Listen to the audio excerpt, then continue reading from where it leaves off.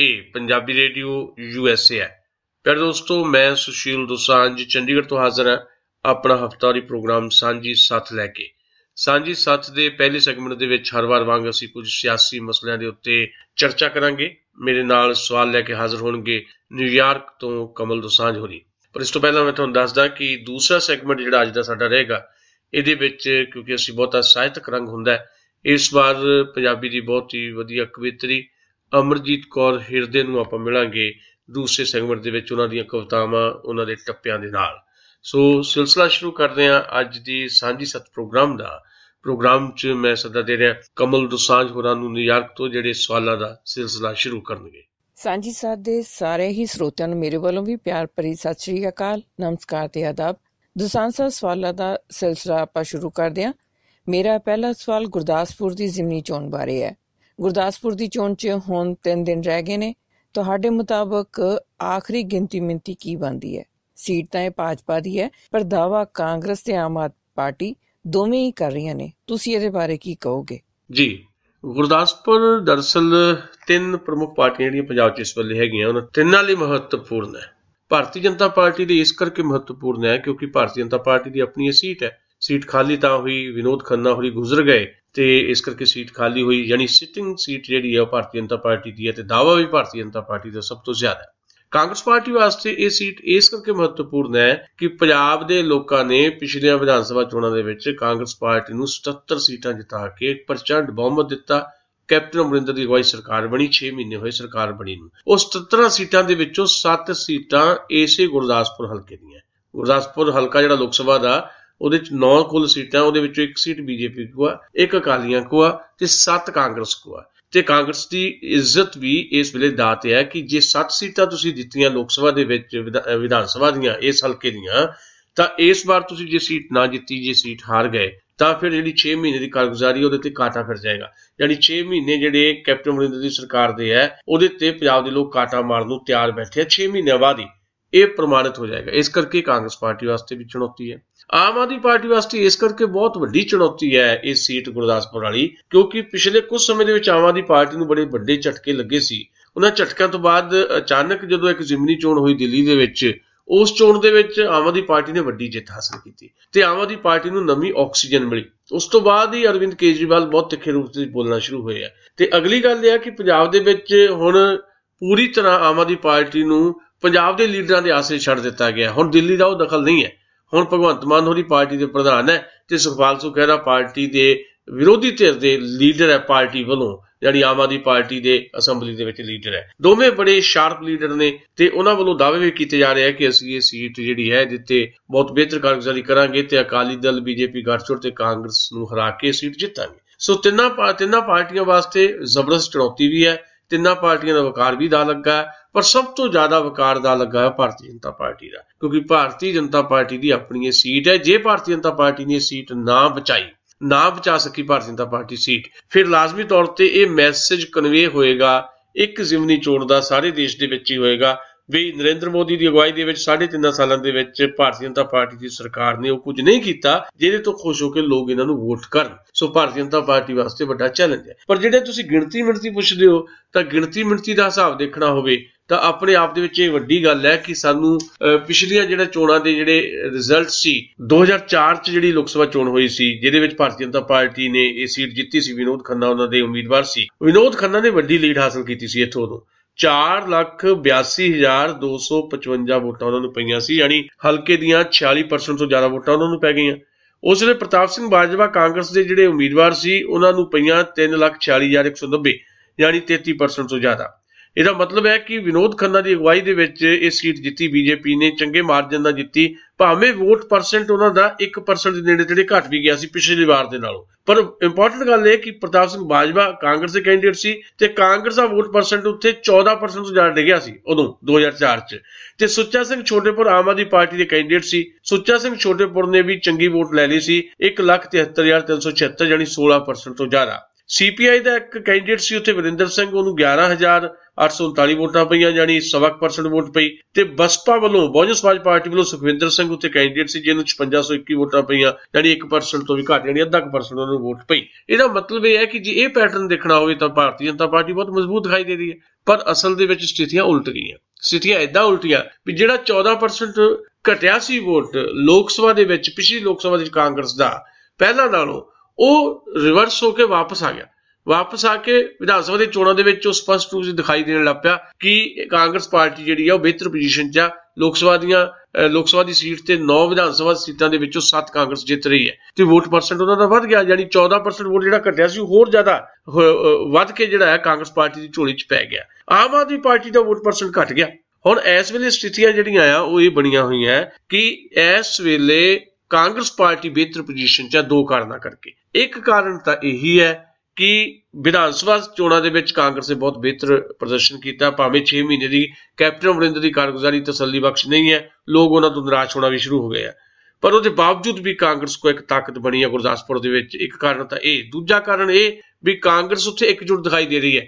ਪ੍ਰਤਾਪ ਸਿੰਘ ਬਾਜਵਾ ਪਹਿਲਾਂ 2-4 ਦਿਨ ਕਿਤੇ ਆਏ ਨਹੀਂ ਸੀ, ਹੁਣ ਉਹਨਾਂ ਨੇ ਬਕਾਇਦਾ ਕੰਪੇਨ ਦੇ ਵਿੱਚ ਹਿੱਸਾ ਪਾਉਣਾ ਸ਼ੁਰੂ ਕਰ ਦਿੱਤਾ। ਇਸ ਤੋਂ ਵੀ ਮਹੱਤਵਪੂਰਨ ਕਾਰਨ ਇਹ ਵੀ ਭਾਰਤੀ ਜਨਤਾ ਪਾਰਟੀ ਤੇ ਸ਼੍ਰੋਮਣੀ ਅਕਾਲੀ ਦਲ ਦੇ ਗੱਠਜੋੜ ਨੂੰ ਝਟਕੇ ਲੱਗੇ ਆ।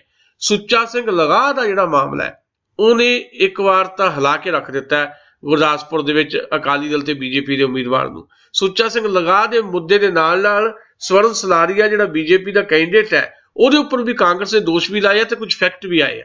ਕਾਂਗਰਸ ਨੇ ਬਕਾਇਦਾ ਇੱਕ ਡੈਪੂਟੇਸ਼ਨ ਭੇਜਿਆ ਪੰਜਾਬ ਚੋਣ ਕਮਿਸ਼ਨ ਕੋਲ ਤੇ ਇਹ ਦੱਸਿਆ ਵੀ ਇਹਨੇ ਆਪਣੀ ਜਾਣਕਾਰੀ ਜਿਹੜੀ ਦਿੱਤੀ ਹਲਫੀਆ ਬਿਆਨ ਦੇ ਵਿੱਚ ਸਲਾਰੀਏ ਨੇ, ਉਹਦੇ 'ਚ ਦੱਸਿਆ ਕਿ ਇਹਨੇ ਵੀ ਇਹਦੇ ਤੇ ਕੇਸ ਚੱਲ ਰਿਹਾ, ਉਹ ਵੀ ਬਲਾਤਕਾਰ ਦਾ ਕੇਸ, ਜਿਹਦੀ 30 ਅਕਤੂਬਰ ਨੂੰ ਦੁਬਾਰਾ ਤਰੀਕ ਹੈ। ਸਲਾਰੀਆ ਸਾਹਿਬ ਨੇ ਆਪਣੀ ਪ੍ਰੈਸ ਕਾਨਫਰੰਸ ਕਰਕੇ ਕਿਹਾ ਕਿ ਕਾਂਗਰਸ ਜਾਣਬੁੱਝ ਕੇ ਇਹ ਮੁੱਦਾ ਉਛਾਲ ਰਹੀ ਹੈ, ਮੈਨੂੰ ਤਾਂ ਕਲੀਨ ਚਿੱਟ ਮਿਲ ਚੁੱਕੀ ਹੈ, ਪਰ ਉਹਦੇ ਬਾਵਜੂਦ ਲੋਕਾਂ 'ਚ ਭਾਵਨਾ ਚਲੀ ਗਈ ਹੈ। ਸੋ ਇਸ ਵੇਲੇ ਅਕਾਲੀ ਦਲ BJP ਗੱਠਜੋੜ ਨੂੰ ਸੰਕਟ ਹੈ ਤੇ ਇਸ ਸੰਕਟ ਦਾ ਲਾਭ ਸਭ ਤੋਂ ਜ਼ਿਆਦਾ ਆਮ ਆਦਮੀ ਪਾਰਟੀ ਵੀ ਉਠਾ ਸਕਦੀ ਹੈ। ਆਮ ਆਦਮੀ ਪਾਰਟੀ ਜਿਹੜੀ ਹਾਲੇ ਤੱਕ ਉਸ ਰੂਪ ਦੇ ਵਿੱਚ ਤਿਕੋਣੀ ਟੱਕਰ ਨਹੀਂ ਸੀ ਬਣਾ ਸਕੀ, ਹੁਣ ਸ਼ਾਇਦ ਤਿਕੋਣੀ ਟੱਕਰ ਵੀ ਬਣਾ ਲਵੇ, ਪਰ ਫਿਰ ਵੀ ਮੈਨੂੰ ਇਹ ਲੱਗਦਾ ਹੈ ਕਿ ਕਾਂਗਰਸ ਪਾਰਟੀ ਤੇ ਅਕਾਲੀ ਦਲ BJP ਗੱਠਜੋੜ ਦਾ ਮੁਕਾਬਲਾ ਹੋਣਾ ਹੈ। ਆਮ ਆਦਮੀ ਪਾਰਟੀ ਨੇ ਤੀਜੇ ਨੰਬਰ ਤੇ ਰਹਿਣਾ ਹੈ। ਆਮ ਆਦਮੀ ਪਾਰਟੀ ਬਿਹਤਰ ਕਰ ਸਕਦੀ ਹੈ ਜੇ ਉਹ ਥੋੜਾ ਯਤਨ ਕਰੇ। ਦੂਜੀ ਗੱਲ, ਇਸ ਚੋਣ ਦੇ ਵਿੱਚ ਮੁੱਦਿਆਂ ਦਾ ਮਸਲਾ ਹੈ। ਮੈਂ ਜ਼ੋਰ ਦੇ ਕੇ ਕਹਿਣਾ ਚਾਹੁੰਦਾ ਕਿ ਮੁੱਦੇ ਇਸ ਚੋਣ ਦੇ ਵਿੱਚ ਜਿਹੜੇ ਆ ਉਹ ਬਿਲਕੁਲ ਵਿਸਾਰ ਦਿੱਤੇ ਗਏ ਆ। ਸੁੱਚਾ ਸਿੰਘ ਲਗਾਹ ਦਾ ਮੁੱਦਾ ਜਿਹੜਾ ਆ ਉਹਨੂੰ ਇਸ਼ੂ ਬਣਾ ਦਿੱਤਾ ਗਿਆ। ਇਹ ਠੀਕ ਹੈ, ਬਹੁਤ ਵੱਡਾ ਇਸ਼ੂ ਆ, ਉਹ ਕਿਰਦਾਰ ਦਾ ਇਸ਼ੂ ਹੈ, ਕਾਰ ਵਿਹਾਰ ਦਾ ਇਸ਼ੂ ਹੈ, ਇੱਕ ਸਿਆਸੀ ਆਗੂ ਦਾ ਕਿੱਦਾਂ ਦਾ ਕਿਰਦਾਰ ਹੋਣਾ ਚਾਹੀਦਾ, ਉੱਤੇ ਇੱਕ ਬਹੁਤ ਵੱਡਾ ਸਵਾਲੀਆ ਚਿੰਨ੍ਹ ਹੈ। ਪਰ ਉਹਦੇ ਬਾਵਜੂਦ ਸੁੱਚਾ ਸਿੰਘ ਲਗਾਹ ਦੇ ਮੁੱਦੇ ਨੂੰ ਹੀ ਮੇਨ ਮੁੱਦਾ ਬਣਾ ਦਿੱਤਾ ਗਿਆ। ਗੁਰਦਾਸਪੁਰ ਦੇ ਜ਼ਿਲ੍ਹੇ ਦੇ ਵਿੱਚ ਉੱਥੋਂ ਦੇ ਜਿਹੜੇ ਏਰੀਏ ਹੈਗੇ ਆ, ਦਰਿਆ ਨਾਲ ਲੱਗਦੇ ਜਿਹੜੇ ਏਰੀਏ ਆ ਜਾਂ ਬਾਰਡਰ ਦੇ ਏਰੀਆ, ਉੱਥੋਂ ਦੇ ਪਿੰਡਾਂ ਦੇ ਲੋਕਾਂ ਦੀ ਹਾਲਤ ਕੀ ਹੈ, ਕਿਸੇ ਨੂੰ ਇਹਦੇ ਨਾਲ ਕੋਈ ਲੈਣਾ ਦੇਣਾ ਨਹੀਂ। ਉੱਥੋਂ ਦਾ ਕਿਸਾਨ ਦੀ ਕੀ ਸਥਿਤੀ ਹੈ, ਕਿਸੇ ਨੂੰ ਇਹਦੇ ਨਾਲ ਕੋਈ ਲੈਣਾ ਦੇਣਾ ਨਹੀਂ। ਉੱਥੇ ਦਾ ਮਜ਼ਦੂਰ ਮਰ ਰਿਹਾ, ਉੱਥੇ ਦੀ ਸਨਅਤ ਜਿਹੜੀ ਆ ਬਟਾਲੇ ਦੀ ਇੰਡਸਟਰੀ ਤਬਾਹ ਹੋ ਗਈ, ਉਹਦੀ ਕੋਈ ਗੱਲ ਨਹੀਂ ਕਰ ਰਿਹਾ। ਸੋ ਅਲਟੀਮੇਟਲੀ ਜਿਹੜੇ ਬੇਸਿਕ ਇਸ਼ੂ ਹੈ ਐਜੂਕੇਸ਼ਨ ਦਾ, ਹੈਲਥ ਦਾ, ਜਾਂ ਲੋਕਾਂ ਦੀਆਂ ਜ਼ਰੂਰਤਾਂ ਦਾ, ਜਾਂ ਮਹਿੰਗਾਈ ਦਾ, ਬੇਰੁਜ਼ਗਾਰੀ ਦਾ, ਖੇਤ ਮਜ਼ਦੂਰ ਦਾ, ਕਿਸਾਨ ਦਾ ਜਾਂ ਮੁਲਾਜ਼ਮ ਦਾ, ਉਹ ਸਾਰੇ ਮੁੱਦੇ ਸਾਈਡਲਾਈਨ ਕਰਕੇ ਇੱਕੋ ਇੱਕ ਮੁੱਦਾ ਜਿਹੜਾ ਉੱਥੇ ਉਭਾਰ ਦਿੱਤਾ ਗਿਆ। ਇਹਦੇ ਤੋਂ ਪਤਾ ਲੱਗਦਾ ਹੈ ਕਿ ਕਿੰਨੀ ਸ਼ਾਤਰਤਾ ਦੇ ਨਾਲ ਸਿਆਸੀ ਪਾਰਟੀਆਂ ਜਿਹੜੀਆਂ ਨੌਨ ਇਸ਼ੂਜ਼ ਹੁੰਦੇ ਆ ਉਹਨਾਂ ਨੂੰ ਇਸ਼ੂ ਬਣਾ ਦਿੰਦੀਆਂ ਤੇ ਇਸ਼ੂ ਜਿਹੜਾ ਸਾਈਡ ਤੇ ਕਰ ਦਿੱਤਾ ਜਾਂਦਾ। ਇਹ ਆਪਣੇ ਆਪ ਦੇ ਵਿੱਚ ਇੱਕ ਬਹੁਤ ਵੱਡਾ ਸਵਾਲ ਵੀ ਹੈ। ਉਹਦੇ ਬਾਵਜੂਦ ਮੈਨੂੰ ਇਹ ਲੱਗਦਾ ਹੈ ਕਿ ਭਾਰਤੀ ਜਨਤਾ ਪਾਰਟੀ ਤੇ ਕਾਂਗਰਸ ਪਾਰਟੀ ਦੇ ਵਿਚਾਲੇ ਮੁਕਾਬਲਾ ਵੀ ਦੇਖਣ ਨੂੰ ਮਿਲੇਗਾ ਤੇ ਅਕਾਲੀ ਦਲ BJP ਗੱਠਜੋੜ ਨੂੰ ਨੁਕਸਾਨ ਵੀ ਬਹੁਤ ਹੋਇਆ, ਫਿਰ ਵੀ ਉਹ ਮੁਕਾਬਲੇ 'ਚ ਰਹੇਗੀ। ਪਰ ਕਾਂਗਰਸ ਪਾਰਟੀ ਓਵਰਆਲ ਇਸ ਸਾਰੀ ਸਿਚੁਏਸ਼ਨ ਦੇ ਵਿੱਚ, ਹੁਣ 3 ਦਿਨ ਬਾਅਦ ਵੋਟਾਂ ਪੈ ਜਾਣੀਆਂ, ਕਾਂਗਰਸ ਪਾਰਟੀ ਇਸ ਸਾਰੀ ਸਿਚੁਏਸ਼ਨ ਦੇ ਵਿੱਚ ਕੁਝ ਬਿਹਤਰ ਸਥਿਤੀ 'ਚ ਦਿਖਾਈ ਦੇ ਰਹੀ ਹੈ, ਕਿਉਂਕਿ ਸੁਨੀਲ ਜਾਖੜ ਜਿਹੜੇ ਉਹਨਾਂ ਦੇ ਉਮੀਦਵਾਰ ਹੈ ਉਹਨਾਂ ਦਾ ਅਕਸ ਵੀ ਕਾਫੀ ਸਾਫ਼ ਸੁਥਰਾ ਹੈ। ਮੈਂ ਦਾਅਵਾ ਨਹੀਂ ਕਰ ਰਿਹਾ, ਕਿਉਂਕਿ ਭਵਿੱਖਬਾਣੀ ਕਰਨੀ ਹਮੇਸ਼ਾ ਸਿਆਸਤ ਦੇ ਵਿੱਚ ਖਤਰਨਾਕ ਹੁੰਦੀ ਹੈ, ਕਿਸੇ ਵੇਲੇ ਵੀ ਕੋਈ ਨਤੀਜਾ ਕਿਸੇ ਵੀ ਕਿਸਮ ਦਾ ਆ ਸਕਦਾ ਹੈ, ਪਰ ਬਿਹਤਰ ਸਥਿਤੀ ਦੇ ਵਿੱਚ ਇਸ ਵੇਲੇ ਕਾਂਗਰਸ ਪਾਰਟੀ ਦਿਖਾਈ ਦੇ ਰਹੀ ਹੈ। ਉਹਦੇ 2-4 ਕਾਰਨ ਹੋਰ ਵੀ ਹੈ। ਇੱਕ ਕਾਰਨ ਤਾਂ ਇਹ ਹੈ ਕਿ ਉੱਥੇ ਭਾਰਤੀ ਕਮਿਊਨਿਸਟ ਪਾਰਟੀ ਜਿਹੜੀ CPI ਹੈ ਉਹਨੇ ਇੱਕ ਕਿਸਮ ਦਾ ਟੇਢੇ ਢੰਗ ਨਾਲ ਕਾਂਗਰਸ ਦੀ ਹਮਾਇਤ ਕੀਤੀ ਹੈ। ਦੂਜੀ BSP ਦਾ ਉੱਥੇ ਉਮੀਦਵਾਰ ਹੈ ਨਹੀਂ, ਕੋਈ ਹੋਰ ਵੀ ਬਹੁਤੇ ਉਮੀਦਵਾਰ ਨਹੀਂ। ਸੋ ਇਹ ਟੁੱਟਵੀਂ ਜਿਹੜੀ ਵੋਟ ਹੈ, ਥੋੜੀ ਵੋਟ ਹੀ ਆ ਭਾਵੇਂ, ਇਹ ਵੋਟ ਦਾ ਵੱਡਾ ਹਿੱਸਾ ਵੀ ਕਾਂਗਰਸ ਪਾਰਟੀ ਨੂੰ ਪੈਣ ਦੀ ਸੰਭਾਵਨਾ ਹੈ। ਸੋ ਕਾਂਗਰਸ ਪਾਰਟੀ ਇਹ ਚੋਣ ਜਿੱਤ ਸਕਦੀ ਹੈ, ਪਰ ਜਿੱਤਣ ਤੋਂ ਬਾਅਦ ਲੋਕਾਂ ਦਾ ਹਾਲ ਤਾਂ ਉਹੀ ਰਹਿਣਾ। ਚਾਹੇ ਵਿਨੋਦ ਖੰਨਾ ਜਿੱਤ ਕੇ ਗਏ ਸੀ, ਚਾਹੇ ਹੁਣ ਸੁਨੀਲ ਜਾਖੜ ਜਿੱਤ ਕੇ ਚਲੇ ਜਾਣ, ਲੋਕਾਂ ਦੀ ਹਾਲਤ ਜਿਹੜੀ ਹੈ ਸੁਧਰਨ ਵਾਲੀ ਨਹੀਂ। ਇਹ ਅਸੀਂ ਦੇਖ ਲਿਆ ਬਾਦਲ ਸਾਹਿਬ ਦੇ 10 ਸਾਲ ਦੇ ਰਾਜ ਦੇ ਵਿੱਚ ਤੇ ਹੁਣ 6 ਮਹੀਨਿਆਂ ਦੇ ਕੈਪਟਨ ਅਮਰਿੰਦਰ ਦੇ ਰਾਜ ਦੇ ਵਿੱਚ। ਦਸਾਂਸਾ ਭਾਰਤੀ ਕਮਿਊਨਿਸਟ ਪਾਰਟੀ ਯਾਨੀ ਕਿ CPI ਨੇ ਬੜਾ ਗੋਲਮੋਲ ਸਟੈਂਡ ਲਿਆ ਗੁਰਦਾਸਪੁਰ ਦੀ ਚੋਣ ਬਾਰੇ ਕਿ ਜਿਹੜਾ ਵੀ ਉਮੀਦਵਾਰ ਤੁਹਾਨੂੰ ਅਕਾਲੀ ਭਾਜਪਾ ਉਮੀਦਵਾਰ ਨੂੰ ਹਰਾਉਣ ਦੇ ਕਾਬਲ ਲੱਗ ਰਿਹਾ ਉਹਨੂੰ ਵੋਟ ਪਾ ਦਿਓ। ਇਹਦਾ ਮਤਲਬ ਹੈ ਕਿ ਉਹ ਕਾਂਗਰਸ ਦੇ ਉਮੀਦਵਾਰ ਨੂੰ ਜਿਤਾਉਣ ਦੀ ਗੱਲ ਕਰ ਰਹੇ ਨੇ। CPI ਦਾ ਇਹ ਸਟੈਂਡ ਕਿੰਨਾ ਕੁ ਦਰੁਸਤ ਹੈ? ਬਿਲਕੁਲ ਵੀ ਦਰੁਸਤ ਨਹੀਂ। ਮੈਂ ਸਮਝਦਾ ਹੈ ਕਿ ਜਦੋਂ ਮੈਂ ਪਿਛਲੇ ਸਵਾਲ ਦੇ ਅਖੀਰ ਦੇ ਵਿੱਚ ਗੱਲ ਕਰਦੇ ਦੱਸਿਆ ਕਿ CPI ਨੇ ਯਾਨੀ ਭਾਰਤੀ ਕਮਿਊਨਿਸਟ ਪਾਰਟੀ ਨੇ ਟੇਢੇ ਢੰਗ ਦੇ ਨਾਲ ਉੱਥੇ ਕਾਂਗਰਸ ਦੀ ਸਪੋਰਟ ਕੀਤੀ ਹੈ। ਉਹਨੂੰ ਸਿੱਧੇ ਢੰਗ ਨਾਲ ਕਰ ਦੇਣੀ ਚਾਹੀਦੀ ਸੀ, ਗੋਲਮੋਲ ਕਰਨ ਦੀ ਕੀ ਲੋੜ ਸੀ? ਉਹਨੇ ਕਾਂਗਰਸ ਦੀ ਹਮਾਇਤ ਕਰਨੀ ਸੀ। CPI ਨੇ ਯਾਨੀ ਭਾਰਤੀ ਕਮਿਊਨਿਸਟ ਪਾਰਟੀ ਨੇ ਉਹ ਸਿੱਧੇ ਕਹਿੰਦੇ ਵੀ ਦੇਖੋ ਜੀ ਅਕਾਲੀ ਦਲ ਤੇ ਭਾਰਤੀ ਜਨਤਾ ਪਾਰਟੀ ਗੱਠਜੋੜ ਦੇ ਉਮੀਦਵਾਰ ਨੂੰ ਅਸੀਂ ਹਰਾਉਣਾ ਹੈ ਤੇ ਹਰਾਉਣ ਦੇ ਕਾਬਿਲ ਉੱਥੇ ਸੁਨੀਲ ਜਾਖੜ ਹੈ, ਇਸ ਕਰਕੇ ਸੁਨੀਲ ਜਾਖੜ ਨੂੰ ਵੋਟ ਪਾਓ ਜੀ। ਐਵੇਂ ਗੋਲਮੋਲ ਗੱਲ ਕਰਨ ਦੀ ਕੀ ਲੋੜ ਹੈ? ਕਿਉਂਕਿ ਪਿਛਲੇ ਲੰਮੇ ਸਮੇਂ ਤੋਂ ਭਾਰਤੀ ਕਮਿਊਨਿਸਟ ਪਾਰਟੀ ਜਾਂ ਰਵਾਇਤੀ ਕਮਿਊਨਿਸਟ ਪਾਰਟੀਆਂ ਜਿਹਦੇ ਵਿੱਚ ਹੁਣ CPI-M ਵੀ ਸ਼ਾਮਲ ਹੈ, ਮਾਰਕਸਵਾਦੀ ਕਮਿਊਨਿਸਟ ਪਾਰਟੀ ਵੀ ਸ਼ਾਮਲ ਹੈ, ਇਹਨਾਂ ਦੀਆਂ ਤਰਜੀਹਾਂ ਕੁਝ ਇਸ ਕਿਸਮ ਦੀਆਂ ਰਹੀਆਂ ਕਿ ਇਹ ਗੱਲ ਤਾਂ ਬਾਹਰ ਤਾਂ ਕਰਨਗੇ ਗੱਲ ਕਾਂਗਰਸ ਦੇ ਖਿਲਾਫ ਲੜਨ ਦੀ, ਤੇ ਅਕਾਲੀ ਦਲ ਜਾਂ ਭਾਰਤੀ ਜਨਤਾ ਪਾਰਟੀ ਖਾਸ ਤੌਰ ਤੇ ਦੇਸ਼ ਪੱਧਰ ਦੇ ਉੱਤੇ ਭਾਰਤੀ ਜਨਤਾ ਪਾਰਟੀ ਦਾ RSS ਦਾ ਹਊਆ ਦਿਖਾ ਕੇ ਤੇ ਸਪੋਰਟ ਕਰ ਦੇਣਗੇ ਕਾਂਗਰਸ ਦੀ। ਇਹ ਪਿਛਲੇ ਲੰਮੇ ਸਮੇਂ ਤੋਂ ਚੱਲ ਰਿਹਾ। ਇਹਨਾਂ ਦੀ ਇਸ ਤਰ੍ਹਾਂ ਦੀ ਜਿਹੜੀ ਨੀਤੀ ਹੈ, ਇਸ ਨੀਤੀ ਕਰਕੇ ਹੀ ਰਵਾਇਤੀ ਕਮਿਊਨਿਸਟ ਪਾਰਟੀਆਂ ਦੀ ਹਾਲਤ ਬਹੁਤ ਮਾੜੀ ਹੈ। 34 ਸਾਲ CPI-M ਨੇ ਪੱਛਮੀ ਬੰਗਾਲ ਦੇ ਵਿੱਚ ਰਾਜ ਕੀਤਾ, ਪਿਛਲੀਆਂ ਚੋਣਾਂ ਦੇ ਵਿੱਚ ਤੀਜੇ ਨੰਬਰ ਤੇ ਰਹਿ ਗਏ। ਕੇਰਲਾ ਤੇ ਤ੍ਰਿਪੁਰਾ ਹੁਣ ਬਚਿਆ ਹੋਇਆ ਤੇ ਕੇਰਲਾ ਤੇ ਤ੍ਰਿਪੁਰਾ ਤੇ ਵੀ ਕਬਜ਼ਾ ਕਰਨ ਦੀ ਕੋਸ਼ਿਸ਼ ਉੱਥੇ ਕਹਿ ਲਓ ਵੀ ਉਹਨਾਂ ਤਾਕਤਾਂ ਦੀ ਹੈ, ਜਿਵੇਂ ਹੁਣ RSS ਤੇ ਭਾਰਤੀ ਜਨਤਾ ਪਾਰਟੀ ਲੱਗੀ ਹੋਈ ਹੈ। ਪਰ ਮਸਲਾ ਇਹ ਹੈ ਵੀ ਲੜਾਈ ਕਿਹਦੇ ਖਿਲਾਫ ਹੋਣੀ ਚਾਹੀਦੀ ਹੈ? ਲੜਾਈ ਹੋਣੀ ਚਾਹੀਦੀ ਹੈ ਲੋਕਾਂ ਦੀ। ਜਿੰਨੀਆਂ ਵੀ ਉਹ ਤਾਕਤਾਂ ਨੇ, ਜਿਨ੍ਹਾਂ ਤਾਕਤਾਂ ਨੇ ਇਸ ਦੇਸ਼ ਨੂੰ ਕਮਜ਼ੋਰ ਕੀਤਾ, ਇਸ ਦੇਸ਼ ਦਾ ਖਜ਼ਾਨਾ ਲੁੱਟ ਕੇ ਲੈ ਗਏ, ਇਸ ਦੇਸ਼ ਨੂੰ ਲੁੱਟਿਆ, ਲੋਕਾਂ ਨੂੰ ਕੁੱਟਿਆ, ਤੇ ਉਹਦੇ ਚ ਸਭ ਤੋਂ ਜ਼ਿਆਦਾ ਕਸੂਰਵਾਰ ਕਾਂਗਰਸ ਹੈ। ਅੱਜ ਸਾਨੂੰ ਭਾਰਤੀ ਜਨਤਾ ਪਾਰਟੀ ਦਿਖਾਈ ਦੇ ਰਹੀ ਹੈ। Bharatiya Janata party no doubt Bharatiya Janata party ਬਹੁਤ ਖਤਰਨਾਕ ਤਰੀਕੇ ਦੇ ਨਾਲ ਭਾਰਤ ਨੂੰ ਇੱਕ ਇਸ ਪਾਸੇ ਵੱਲ ਲੈ ਕੇ ਜਾ ਰਹੀ, ਜਿੱਥੋਂ ਲੱਗਦਾ ਹੈ ਕਿ ਆਉਣ ਵਾਲਾ ਸਮਾਂ ਅਰਾਜਕਤਾ ਦਾ ਮਾਹੌਲ ਬਣ ਸਕਦਾ ਭਾਰਤ ਦੇ ਵਿੱਚ। ਪਰ ਉਹਦੇ ਬਾਵਜੂਦ ਕਾਂਗਰਸ ਉਸ ਤੋਂ ਕੋਈ ਪਿੱਛੇ ਥੋੜ੍ਹਾ ਆ। ਕਾਂਗਰਸ ਨੇ ਇੱਕ ਸੈਕੂਲਰਿਜ਼ਮ ਦਾ ਲਵਾਦਾ ਪਾਇਆ ਹੈ। ਜੇ ਕਾਂਗਰਸ ਸੈਕੂਲਰ ਹੁੰਦੀ ਤਾਂ 84 ਕਿਉਂ ਵਾਪਰ ਜਾਂਦਾ? ਕਾਂਗਰਸ ਸੈਕੂਲਰ ਨਹੀਂ ਹੈ। ਲੋੜ ਇਸ ਗੱਲ ਦੀ ਹੈ ਕਿ 1995 ਦੇ ਵਿੱਚ ਜਿਹੜੀ CPI-M ਦੀ 15ਵੀਂ ਕਾਂਗਰਸ ਚੰਡੀਗੜ੍ਹ ਦੇ ਵਿੱਚ ਹੋਈ, ਜਿੱਥੇ ਹਰਕਿਸ਼ਨ ਸਿੰਘ ਸੁਰਜੀਤ ਨੂੰ ਜਨਰਲ ਸਕੱਤਰ ਬਣਾਇਆ ਗਿਆ ਨਮੂਦਰੀਬਾਦ ਨੂੰ ਲਾ ਕੇ, ਉੱਥੇ ਜਿਹੜਾ ਇੱਕ ਪ੍ਰੋਗਰਾਮ ਬਣਾਇਆ ਗਿਆ ਸੀ, ਉੱਤੇ ਪਹਿਰਾ ਦੇਣ ਦੀ ਲੋੜ ਹੈ। ਪ੍ਰੋਗਰਾਮ ਕੀ ਸੀ? ਉਹ ਪ੍ਰੋਗਰਾਮ ਇਹ ਸੀ ਕਿ ਸਾਡੇ ਜਿਹੜੇ ਕਾਂਗਰਸ ਤੇ ਭਾਰਤੀ ਜਨਤਾ ਪਾਰਟੀ ਇਹ ਦੋਵੇਂ ਬਰਾਬਰ ਦੇ ਦੁਸ਼ਮਣ ਹੈ। ਇਹ ਕਮਿਊਨਿਸਟਾਂ ਨੇ ਇੱਕ ਪ੍ਰੋਗਰਾਮ ਆਪਣਾ ਬਣਾਇਆ, CPI-M ਨੇ। CPI ਪਹਿਲਾਂ ਹੀ ਰਾਹ ਛੱਡ ਚੁੱਕੀ ਸੀ ਐਮਰਜੈਂਸੀ ਦੇ ਦੌਰਾਨ ਹੀ। ਐਮਰਜੈਂਸੀ ਦੇ ਦੌਰਾਨ ਹੀ ਆਪਾਂ ਨੂੰ ਪਤਾ ਹੈ ਕਿ CPI ਦੀ ਕੀ ਪੋਜੀਸ਼ਨ ਰਹੀ ਸੀ। ਐਮਰਜੈਂਸੀ ਸਪੋਰਟ ਕੀਤੀ ਸੀ CPI ਨੇ। ਅੱਜ ਉਹ CPI ਦੀ ਹਾਲਤ ਇਹ ਬਣ ਗਈ ਹੈ ਕਿ ਇੱਕ ਵੀ ਲੋਕ ਸਭਾ ਦਾ ਮੈਂਬਰ CPI ਦਾ ਨਹੀਂ ਹੈ। ਚਾਹੀਦਾ ਇਹ ਸੀ ਗੁਰਦਾਸਪੁਰ ਦੇ ਵਿੱਚ ਉਹਨਾਂ ਨੂੰ ਜਿੰਨੀਆਂ ਵੀ ਖੱਬੀਆਂ ਧਿਰਾਂ ਸੀ ਉਹਨਾਂ ਨੂੰ ਇਕੱਠੇ ਹੋਣਾ ਚਾਹੀਦਾ ਸੀ। CPI ਦਾ ਉੱਥੋਂ ਇੱਕ ਵਿਧਾਇਕ ਜਿੱਤਦਾ ਰਿਹਾ। ਪਿਛਲੀ ਵਾਰੀ ਵੀ CPI ਦਾ ਇੱਕ MP ਲਈ ਚੋਣ ਲੜੀ ਗਈ ਸੀ, 11,000 ਤੋਂ ਜ਼ਿਆਦਾ ਵੋਟਾਂ ਜਿਹੜੀਆਂ ਹਾਸਲ ਕੀਤੀਆਂ, ਮੈਂ ਪਿੱਛੇ ਦੱਸ ਕੇ ਹਟਿਆ। ਤੇ ਏਦਾਂ ਹੀ ਹੁਣ ਜਿਹੜੀਆਂ ਵੋਟਾਂ ਹੋਈਆਂ ਸੀਗੀਆਂ ਵਿਧਾਨ ਸਭਾਵਾਂ ਦੀਆਂ, ਉਹ 'ਚ 2 ਸੀਟਾਂ ਇਦਾਂ ਦੀਆਂ ਸੀਗੀਆਂ ਗੁਰਦਾਸਪੁਰ 'ਚ ਜਿੱਥੇ 10,000 ਤੋਂ ਜ਼ਿਆਦਾ ਵੋਟ ਜਿਹੜੀ ਹੈ ਉਹ ਖੱਬੇ ਪੱਖੀ ਉਮੀਦਵਾਰਾਂ ਨੂੰ ਪਈ ਹੈ। ਏਦਾਂ ਦੇ ਲੋਕਾਂ ਨੂੰ ਇਕੱਠਾ ਕਰਕੇ ਇੱਕ 4 ਪਾਰਟੀਆਂ ਜਾਂ 5 ਪਾਰਟੀਆਂ ਜਿਹੜੀਆਂ ਸੀਗੀਆਂ ਉਹ ਆਪਣਾ ਉਮੀਦਵਾਰ ਉਤਾਰਦੇ, ਆਪਣੀ ਗੱਲ ਕਹਿੰਦੇ। ਸਿੱਧੇ ਤੌਰ ਦੇ ਉੱਤੇ ਜੇ ਮਦਦ ਕਰਨੀ ਕਾਂਗਰਸ ਹੋਵੇ, ਸਿੱਧੇ ਤੌਰ ਤੇ ਕਰੋ, ਫਿਰ ਗੋਲਮੋਲ ਗੱਲ ਕਰਨ ਦੀ ਕੀ ਲੋੜ ਹੈ? ਸੋ ਮੇਰੇ ਕਹਿਣ ਦਾ ਮਤਲਬ ਇਹ ਹੈ ਕਿ ਭਾਰਤੀ ਕਮਿਊਨਿਸਟ ਪਾਰਟੀ ਦੀਆਂ ਤਰਜੀਹਾਂ ਜਿਹੜੀਆਂ ਆ ਉਹ ਕਾਂਗਰਸ ਪਾਰਟੀ ਦੇ ਨਾਲ ਸਾਂਝ ਭਿਆਲੀ ਦੀਆਂ, ਜਿਹਦੇ ਕਰਕੇ ਅੱਜ ਦੇਸ਼ ਪੱਧਰ ਦੇ ਉੱਤੇ ਇਹ ਗੱਲ ਚੱਲ ਗਈ ਹੈ ਕਿ ਜੇ ਅਸੀਂ ਕਾਂਗਰਸ ਨੂੰ ਵੋਟ ਕਰਨਾ ਫਿਰ ਬਾਇਆ CPI ਜਾਂ ਬਾਇਆ CPI-M ਕਿਉਂ ਆਈਏ? ਜੇ CPI ਜਾਂ CPI-M ਦੀ ਲੀਡਰਸ਼ਿਪ ਨੇ ਇਹ ਕਹਿਣਾ ਕਿ ਫਲਾਨੀ ਥਾਂ ਤੇ ਕਾਂਗਰਸ ਨੂੰ ਸਪੋਰਟ ਕਰ ਦਿਓ ਜਾਂ ਗੋਲਮੋਲ ਗੱਲ ਕਰਨੀ ਹੈ, ਫਿਰ ਜਿਹਨੇ ਵੋਟ ਕਰਨੀ ਹੈ ਕਾਂਗਰਸ ਨੂੰ ਉਹ ਫਿਰ ਬਾਇਆ CPI ਜਾਂ CPI-M ਕਿਉਂ ਆਏਗਾ? ਇਸ ਕਰਕੇ ਮੈਂ ਸਮਝਦਾ ਕਿ ਖੱਬੀ ਧਿਰ ਜਿਹੜੀ ਹੈ ਦੇਸ਼ ਪੱਧਰ ਦੇ ਉੱਤੇ ਕਮਜ਼ੋਰ ਹੋਣ ਦਾ ਇੱਕ ਕਾਰਨ ਇਹ ਹੈ ਕਿ ਖੱਬੀ ਧਿਰ ਨੇ ਆਪਣੀਆਂ ਜਿਹੜੀਆਂ ਤਰਜੀਹਾਂ ਜਾਂ ਆਪਣੇ ਸਟੈਂਡ ਛੱਡ ਕੇ, ਆਪਣੇ ਸਟੈਂਡ ਕਮਜ਼ੋਰ ਕਰਕੇ ਕਾਂਗਰਸ ਪਾਰਟੀ ਦੀ ਝੋਲੀ 'ਚ ਜਾਣ ਦੀ ਜਿਹੜੀ ਕੋਸ਼ਿਸ਼ ਕੀਤੀ ਹੈ, ਜਿਹਦੇ ਕਰਕੇ ਸਥਿਤੀਆਂ ਬਣੀਆਂ। ਮੈਨੂੰ ਇਹ ਲੱਗਦਾ ਕਿ ਜੇ ਤੁਸੀਂ ਉਮੀਦਵਾਰ ਨਹੀਂ ਸੀ ਖੜਾ ਕਰਨਾ ਤਾਂ ਫਿਰ ਖੱਬੀਆਂ ਧਿਰਾਂ ਜਿਹੜੀਆਂ ਸੀ ਉਹ ਨੋਟਾਂ ਦੀ ਵਰਤੋਂ ਕਰ ਲੈਂਦੀਆਂ ਵੀ ਭਾਈ ਸਾਨੂੰ ਤੇ ਸਾਰੇ ਬੰਦੇ ਇੱਕੋ ਜਿਹੇ ਲੱਗਦੇ ਆ ਕਾਰ ਵਿਹਾਰ ਦੇ ਪੱਧਰ ਤੇ। ਆਮ ਆਦਮੀ ਪਾਰਟੀ ਲਈ ਦਿੱਕਤ ਇਸ ਕਰਕੇ ਆਮ ਆਦਮੀ ਪਾਰਟੀ ਨੂੰ CPI ਜਾਂ CPI-M ਇਸ ਕਰਕੇ ਸਪੋਰਟ ਨਹੀਂ ਕਰਦੇ ਕਿਉਂਕਿ ਆਮ ਆਦਮੀ ਪਾਰਟੀ ਕਹਿੰਦੀ ਆਪਣੀ ਪਾਰਟੀ ਤੋੜ ਕੇ ਸਾਡੇ 'ਚ ਮਰਜ ਹੋ ਜਾਓ। ਆਮ ਆਦਮੀ ਪਾਰਟੀ ਡਿਮਾਂਡ ਨਹੀਂ ਕਰਦੀ ਵੀ ਆਓ ਆਪਾਂ ਸਾਂਝਾ ਮੋਰਚਾ ਬਣਾਈਏ। ਇਹ ਆਮ ਆਦਮੀ ਪਾਰਟੀ ਦੀ ਵੀ ਇੱਕ ਕਮਜ਼ੋਰੀ ਹੈ। ਸੋ ਲੋੜ ਇਸ ਗੱਲ ਦੀ ਸੀ ਜਾਂ ਤਾਂ ਉੱਥੇ ਮੋਰਚਾ ਬਣਾਇਆ ਜਾਂਦਾ, ਲੋਕ ਸੰਘਰਸ਼ਾਂ ਦਾ ਮੋਰਚਾ, ਜੇ ਨਹੀਂ ਤਾਂ ਫਿਰ ਨੋਟਾਂ ਦੀ ਵਰਤੋਂ ਕੀਤੀ ਜਾਂਦੀ। ਟੇਢੇ ਢੰਗ ਦੇ ਨਾਲ ਕਾਂਗਰਸ ਦੀ ਹਮਾਇਤ ਕਰਕੇ CPI ਨੇ ਕੋਈ ਬਹੁਤ ਬਿਹਤਰ ਪੋਜੀਸ਼ਨ ਨਹੀਂ ਲਈ। ਹੁਣ ਆਪਾਂ ਕੌਮੀ ਮਸਲੇ ਵੱਲ ਚੱਲਦੇ ਹਾਂ। ਪਹਿਲਾਂ ਤਾਂ ਨਰਿੰਦਰ ਮੋਦੀ ਦੀ ਸਰਕਾਰ ਨੇ ਬਿਨਾਂ ਕੁਝ ਸੋਚਿਆ ਸਮਝਿਆ ਇੱਕ ਮੁਲਕ ਇੱਕ ਟੈਕਸ ਦੇ ਨਾਅਰੇ ਨਾਲ GST ਲਾਗੂ ਕਰ ਦਿੱਤਾ। ਹੁਣ 3 ਮਹੀਨੇ ਬਾਅਦ GST ਦੀਆਂ ਦਰਾਂ ਘਟਾਈਆਂ ਜਾ ਰਹੀਆਂ ਨੇ। ਨਰਿੰਦਰ ਮੋਦੀ ਦੀ ਸਰਕਾਰ ਦੇ ਇਸ ਤਰ੍ਹਾਂ ਬੈਕਫੁੱਟ ਆਉਣ ਤੇ ਕੀ ਕਾਰਨ ਨੇ? ਦੇਖੋ, ਭਾਰਤ ਆਰਥਿਕ ਤੌਰ ਤੇ ਬਹੁਤ ਜ਼ਿਆਦਾ ਪਛੜ ਰਿਹਾ ਹੈ। ਇਹਨਾਂ ਦਿਨਾਂ ਦੇ ਵਿੱਚ ਜਿਸ ਤਰ੍ਹਾਂ ਸਾਰੀਆਂ ਚੀਜ਼ਾਂ ਸਾਹਮਣੇ ਆਈਆਂ, ਭਾਰਤੀ ਰਿਜ਼ਰਵ ਬੈਂਕ ਨੇ ਜਿਸ ਤਰ੍ਹਾਂ ਆਪਣੀ ਰਿਪੋਰਟਸ ਦੇ ਵਿੱਚ ਦੱਸਿਆ ਵੀ ਵਿਕਾਸ ਉਹ ਲਗਾਤਾਰ ਡਿੱਗ ਰਿਹਾ ਹੈ। ਜਿਵੇਂ ਇਹਨਾਂ ਦਿਨਾਂ ਦੇ ਵਿੱਚ ਭਾਰਤੀ ਜਨਤਾ ਪਾਰਟੀ ਦੇ ਕੁਝ ਆਗੂਆਂ ਵੱਲੋਂ GST ਦੇ ਉੱਤੇ ਵੀ ਤੇ ਭਾਰਤ ਦੀ ਆਰਥਿਕ ਸਥਿਤੀ ਦੇ ਉੱਤੇ ਵੀ, ਨੋਟਬੰਦੀ ਦੇ ਉੱਤੇ ਵੀ ਟਿੱਪਣੀਆਂ ਕੀਤੀਆਂ ਗਈਆਂ ਆਪਣੀ ਹੀ ਸਰਕਾਰ ਦੇ ਖਿਲਾਫ। ਉਹਨੇ ਵੀ ਭਾਰਤੀ ਜਨਤਾ ਪਾਰਟੀ ਦੀ ਸਰਕਾਰ ਨੂੰ ਤੇ ਨਰਿੰਦਰ ਮੋਦੀ ਤੇ ਅਰੁਣ ਜੇਟਲੀ ਤੇ ਅਮਿਤ ਸ਼ਾਹ ਦੀ ਜਿਹੜੀ ਇਹ ਤਿੱਕੜੀ ਹੈ ਉਹਨੇ ਸੋਚਣ ਵਾਸਤੇ ਮਜਬੂਰ ਕਰ ਦਿੱਤਾ ਹੈ ਕਿ ਕਿਤੇ 2019 ਤੱਕ ਸਾਰੀਆਂ ਚੀਜ਼ਾਂ ਉਲਟ ਨਾ ਜਾਣ। ਦੇਖੋ, ਯਸ਼ਵੰਤ ਸਿਨਹਾ ਹੋਰਾਂ ਨੇ, ਫਿਰ ਅਰੁਣ ਸ਼ੌਰੀ ਹੋਰਾਂ ਨੇ, ਜਿਹੜੇ ਕਿ ਬਹੁਤ ਵੱਡੇ ਆਗੂ ਰਹੇ ਨੇ ਭਾਰਤੀ ਜਨਤਾ ਪਾਰਟੀ ਦੇ। ਭਾਰਤੀ ਜਨਤਾ ਪਾਰਟੀ ਦੀ ਸਰਕਾਰ 'ਚ, ਵਾਜਪੇਈ ਦੀ ਸਰਕਾਰ ਦੇ ਵਿੱਚ ਮੰਤਰੀ ਵੀ ਰਹੇ। ਫਾਈਨਾਂਸ ਮਿਨਿਸਟਰ ਹੈ ਯਸ਼ਵੰਤ ਸਿਨਹਾ। ਉਹਨਾਂ ਨੇ ਬੜੀਆਂ ਤਿੱਖੀਆਂ ਟਿੱਪਣੀਆਂ ਕੀਤੀਆਂ GST ਤੇ ਖਾਸ ਤੌਰ ਦੇ ਉੱਤੇ। ਨਾਲ ਇਹ ਕਿਹਾ ਕਿ ਬੜੀ ਕਾਹਲੀ ਨਾਲ ਚੁੱਕਿਆ ਗਿਆ ਕਦਮ ਸੀ।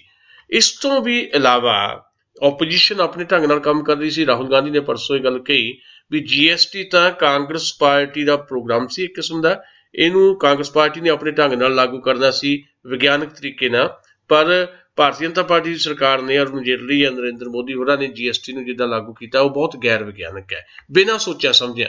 ਇਹੀ ਗੱਲਾਂ ਯਸ਼ਵੰਤ ਸਿਨਹਾ ਨੇ ਕਹੀਆਂ ਸੀ, ਇਹੀ ਗੱਲ ਪੀ ਚਿਦੰਬਰਮ ਕਹਿੰਦੇ ਰਹੇ ਆ।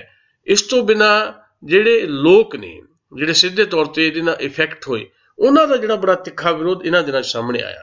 ਤੁਸੀਂ ਅੰਦਾਜ਼ਾ ਕਰੋ ਵੀ ਏਸ਼ੀਆ ਦੀ ਸਭ ਤੋਂ ਵੱਡੀ ਜਿਹੜੀ ਮਾਰਕੀਟ ਹੈ ਸਦਰ ਬਾਜ਼ਾਰ ਦਿੱਲੀ ਵਾਲੀ, ਸਦਰ ਬਾਜ਼ਾਰ ਮਾਰਕੀਟ ਦੇ ਛੋਟੇ ਤੇ ਦਰਮਿਆਨੇ ਵਪਾਰੀਆਂ ਹੀ ਨਹੀਂ ਸਗੋਂ ਸਮੁੱਚੀ ਮਾਰਕੀਟ ਨੇ ਇਸ ਵਾਰ ਕਹਿਤਾ ਕਿ ਅਸੀਂ ਦੁਸਹਿਰੇ ਦਾ ਬਾਈਕਾਟ ਕਰਦੇ ਹਾਂ। ਜੇ ਆਹੀ GST ਰਹੀ, ਇਸੇ ਤਰ੍ਹਾਂ ਦੀ ਸਥਿਤੀ ਰਹੀ ਤਾਂ ਅਸੀਂ ਦੀਵਾਲੀ ਦਾ ਵੀ ਬਾਈਕਾਟ ਕਰਾਂਗੇ। ਯਾਨੀ ਛੋਟਾ ਵਪਾਰੀ, ਦਰਮਿਆਨਾ ਵਪਾਰੀ, ਛੋਟਾ ਦੁਕਾਨਦਾਰ, ਆਮ ਬੰਦਾ GST ਦੇ ਏਦਾਂ ਘੇਰੇ 'ਚ ਆ ਗਿਆ ਕਿ ਉਹਨਾਂ ਨੂੰ ਸਮਝ ਨਹੀਂ ਆ ਰਹੀ ਕਿ ਅਸੀਂ ਕਰਨਾ ਕੀ ਹੈ। ਇੱਕ ਰਿਪੋਰਟ ਆਈ ਕਿ ਇਹਨਾਂ ਦਿਨਾਂ ਦੇ ਵਿੱਚ, ਯਾਨੀ ਇਸ ਸਾਲ ਦੇ ਵਿੱਚ 25% ਖਰੀਦਦਾਰੀ ਜਿਹੜੀ ਘਟ ਗਈ। ਯਾਨੀ ਫੈਸਟੀਵਲ ਸੀਜ਼ਨ ਚੱਲ ਰਿਹਾ ਹੋਵੇ, ਉਸ ਸੀਜ਼ਨ ਦੇ ਦੌਰਾਨ ਤਾਂ ਖਰੀਦਦਾਰੀ ਜਿਹੜੀ ਆ ਬਹੁਤ ਉੱਪਰ ਚਲ ਜਾਂਦੀ ਹੈ। ਪਿਛਲੇ ਸਾਲ ਨਾਲੋਂ 25% ਖਰੀਦਦਾਰੀ ਘਟ ਗਈ। ਯਾਨੀ ਲੋਕਾਂ ਦੀ ਬਾਇਰ ਪਾਵਰ ਨਹੀਂ ਰਹੀ, ਸ਼ਕਤੀ ਜਿਹੜੀ ਖਰੀਦਣ ਦੀ ਆ ਉਹ ਨਹੀਂ ਰਹੀ। ਜੇ ਇਹ ਸਥਿਤੀਆਂ ਬਣਨੀਆਂ ਤੇ ਫਿਰ ਆਰਥਿਕ ਪੱਧਰ ਤੇ ਵੀ ਭਾਰਤ ਨੇ ਪਛੜਨਾ ਤੇ ਨਾਲ ਦੀ ਨਾਲ ਜਿਹੜੀ ਆ ਗਤੀ ਜਿਹੜੀ ਆ ਵਿਕਾਸ ਦੀ ਉਹ ਵੀ ਲਗਾਤਾਰ ਡਿੱਗਣੀ ਹੈ। ਤੇ ਫਿਰ 2019 ਦੇ ਵਿੱਚ ਕਿਸ ਮੂੰਹ ਦੇ ਨਾਲ ਨਰਿੰਦਰ ਮੋਦੀ ਤੇ ਅਰੁਣ ਜੇਟਲੀ ਨੇ ਚੋਣਾਂ ਦੇ ਵਿੱਚ ਜਾਣਾ, ਇਹ ਇੱਕ ਵੱਡਾ ਮਸਲਾ ਸੀ। ਹੁਣ 28% ਤੱਕ GST ਕਰ ਦਿੱਤੀ ਗਈ ਜੀ। ਹੁਣ ਰੈਸਟੋਰੈਂਟਸ ਦੇ ਵਿੱਚ ਜਿੱਥੇ 12% ਹੁੰਦਾ ਸੀ GST ਉਹ ਚੱਕ ਕੇ 18% ਕਰ ਦਿੱਤਾ। ਇਸ ਤੋਂ ਬਿਨਾਂ ਸਰਵਿਸ ਟੈਕਸ ਵੱਖਰੇ। ਇਸ ਤੋਂ ਬਿਨਾਂ ਛੋਟੀਆਂ ਜਿਹੜੀਆਂ ਚੀਜ਼ਾਂ ਜਿਹੜੀਆਂ ਉਹਨਾਂ ਨੂੰ ਏਦਾਂ ਡਿਜ਼ਾਈਨ ਕਰ ਦਿੱਤਾ ਗਿਆ ਕਿ ਜਿਨ੍ਹਾਂ ਨੇ GST ਦੇਣੀ ਵੀ ਹੈ ਉਹ ਵੀ ਏਦਾਂ ਉਲਝ ਗਏ। ਯਾਨੀ ਇੰਨਾ ਗੁੰਝਲਦਾਰ ਇਹ ਸਾਰਾ ਸਿਸਟਮ ਬਣਾ ਦਿੱਤਾ ਗਿਆ, ਕਾਮਨ ਮੈਨ ਨੂੰ ਪਤਾ ਹੀ ਨਹੀਂ ਲੱਗ ਰਿਹਾ ਕਿ ਇਹ ਟੈਕਸ ਦੀ ਸਥਿਤੀ ਕੀ ਹੈ। ਅੱਛਾ, ਇੱਕ ਮੁਲਕ ਇੱਕ ਟੈਕਸ ਦਾ ਨਾਂ ਲਿਆ ਗਿਆ ਤੇ GST ਦੇ ਨਾਲ 8 ਟੈਕਸ ਹੋਰ ਜਿਹੜੇ ਸਟੇਟਾਂ ਵਾਲੇ ਆ ਉਹ ਵੀ ਨਾਲ ਜੁੜੇ ਹੋਏ ਆ। ਇੱਕ ਮੁਲਕ ਇੱਕ ਟੈਕਸ ਕਿੱਦਾਂ ਹੋ ਗਿਆ? ਅਸਲ 'ਚ ਇੱਕ ਫੋਬੀਆ ਸਾਡੇ ਮੁਲਕ ਦੇ ਵਿੱਚ ਹੈ। ਨਰਿੰਦਰ ਮੋਦੀ ਹੋਰੀ ਇਸ ਤਰ੍ਹਾਂ ਦੀ ਸਥਿਤੀ ਬਣਾ ਰਹੇ ਆ ਕਿ ਇੱਕ ਮੁਲਕ ਇੱਕ ਭਾਸ਼ਾ, ਇੱਕ ਮੁਲਕ ਇੱਕ ਖਾਣ ਪੀਣ, ਇੱਕ ਮੁਲਕ ਇੱਕ ਧਰਮ, ਇੱਕ ਮੁਲਕ ਇੱਕ ਟੈਕਸ। ਇਹ ਸਥਿਤੀਆਂ ਉਧਰ ਨੂੰ ਲਿਜਾਣ ਦੀ ਕੋਸ਼ਿਸ਼ ਹੈ ਕਿ ਇਸ ਮੁਲਕ ਦੇ ਉੱਤੇ ਗਲਬਾ ਜਿਹੜਾ ਆ ਉਹ ਇਹਨਾਂ ਸ਼ਕਤੀਆਂ ਦਾ ਬਣਿਆ ਰਹੇ, ਪਰ ਗਲਬਾ ਏਦਾਂ ਨਹੀਂ ਬਣਦਾ। ਇਹ ਸਾਡਾ ਮੁਲਕ ਬੜਾ ਵਿਸ਼ਾਲ ਮੁਲਕ ਹੈ ਭਾਰਤ। ਇੱਥੇ ਲੋਕਾਂ ਦੀਆਂ ਸਮੱਸਿਆਵਾਂ ਨੂੰ ਸਮਝਣਾ ਪਏਗਾ, ਲੋਕਾਂ ਦੇ ਜੀਵਨ ਨੂੰ ਦੇਖਣਾ ਪਏਗਾ, ਲੋਕਾਂ ਦੇ ਕਲਚਰ ਨੂੰ ਦੇਖਣਾ ਪਏਗਾ, ਲੋਕਾਂ ਦੀ ਰੋਜ਼ਾਨਾ ਜਿਹੜੀ ਜ਼ਿੰਦਗੀ ਦੇ ਖਰਚੇ ਆ ਕਿਵੇਂ ਉਹ ਮੈਨੇਜ ਕਰਦੇ ਆ, ਉਹ ਸਾਰੀਆਂ ਚੀਜ਼ਾਂ ਦੇਖਣੀਆਂ ਪੈਣਗੀਆਂ। ਨੋਟਬੰਦੀ ਤੇ ਨੋਟਬੰਦੀ ਤੋਂ ਬਾਅਦ GST, ਇਹਨਾਂ ਦੇ ਘਾਤਕ ਹਮਲੇ ਜਿਹੜੇ ਭਾਰਤੀ ਆਵਾਮ ਤੇ ਹੋਏ ਇਸ ਸਰਕਾਰ ਵੱਲੋਂ, ਜਿਹਨੇ ਭਾਰਤੀ ਆਵਾਮ ਦਾ ਜੀਣਾ ਜਿਹੜਾ ਦੂਭਰ ਕਰ ਦਿੱਤਾ। ਸਧਾਰਨ ਬੰਦੇ ਨੂੰ ਤਾਂ ਛੱਡੋ, ਜਿਹੜੀ ਭਾਰਤੀ ਜਨਤਾ ਪਾਰਟੀ ਦੀ ਸਭ ਤੋਂ ਲਾਈਫ ਲਾਈਨ ਹੈ ਜਿਹੜੀ ਜਮਾਤ, ਵਪਾਰੀ ਜਮਾਤ, ਉਹ ਵਪਾਰੀ ਜਮਾਤ ਹੀ ਨਰਿੰਦਰ ਮੋਦੀ ਦੀ ਐਂਟੀ ਹੋ ਗਈ। ਇਸ ਕਰਕੇ ਇਹਨਾਂ ਨੂੰ ਸਾਰੀਆਂ ਚੀਜ਼ਾਂ ਵਾਪਸ ਕਰਨੀਆਂ ਪੈ ਰਹੀਆਂ। ਹੁਣ ਵੀ 28 ਚੀਜ਼ਾਂ ਜਿਹੜੀਆਂ ਉਹਨਾਂ ਤੇ GST ਘਟਾਈ ਗਈ ਹੈ। ਹਾਲੇ ਹੋਰ ਸਥਿਤੀਆਂ ਬਦਲਣੀਆਂ ਪੈਣਗੀਆਂ। ਆਉਣ ਵਾਲਾ ਸਮਾਂ ਨਰਿੰਦਰ ਮੋਦੀ ਤੇ ਭਾਰਤੀ ਜਨਤਾ ਪਾਰਟੀ ਵਾਸਤੇ, ਅਮਿਤ ਸ਼ਾਹ ਵਾਸਤੇ, ਅਰੁਣ ਜੇਟਲੀ ਲਈ ਕੋਈ ਸੌਖਾ ਸਮਾਂ ਨਹੀਂ ਹੈ। ਭਾਰਤ ਦੇ ਆਵਾਮ ਨੂੰ ਨਾਰਾਜ਼ ਕਰਕੇ, ਭਾਰਤ ਦੇ ਦਰਮਿਆਨੇ ਵਰਗ ਨੂੰ ਨਾਰਾਜ਼ ਕਰਕੇ, ਵਪਾਰੀ ਨੂੰ ਨਾਰਾਜ਼ ਕਰਕੇ ਭਾਰਤੀ ਜਨਤਾ ਪਾਰਟੀ ਸਰਵਾਈਵ ਨਹੀਂ ਕਰ ਸਕੇਗੀ।